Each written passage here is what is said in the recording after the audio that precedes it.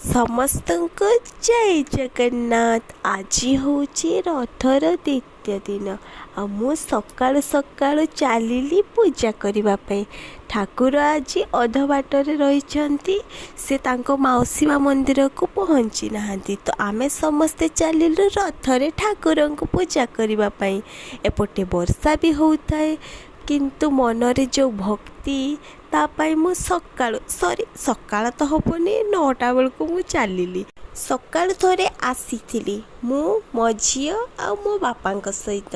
ବାପା ଭିଡ଼ ଦେଖିକି କହିଲେ, ଚାଲ ଚାଲ ଏବେ ଆଉ ପୂଜା କରନି, ଭଗବାନଙ୍କୁ ଟିକେ ୱେଟ୍ କରିବା ପାଇଁ କହ।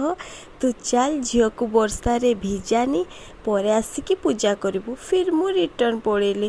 ହେଲେ ମୋ ଝିଅ, ତାର ଜମା ଇଚ୍ଛା ନଥିଲା, ସେ ମୋତେ ଜିଦ୍ କରୁଥିଲା, ଚାଲ ମାମା ନମ ଯିବା। କିନ୍ତୁ ଏ ବର୍ଷା ଆଉ ଭିଡ଼ ଦେଖିକି ମୁଁ ତାକୁ ଆଣିଲିନି। ଏବେ ବି ଦେଖନ୍ତୁ କେତେ ଭିଡ଼, ଫିର୍ ବି ମୁଁ କହୁଛି ଆଗେ ପୂଜା କରିନିଏ, ତାପରେ ଯିବି। ଭଗବାନ କେତେ ମୋ ପାଇଁ ୱେଟ୍ କରିବେ। କିନ୍ତୁ ମୋ ଝିଅ, ସିଏ ଆଉ ଘରେ ରହିଲାନି।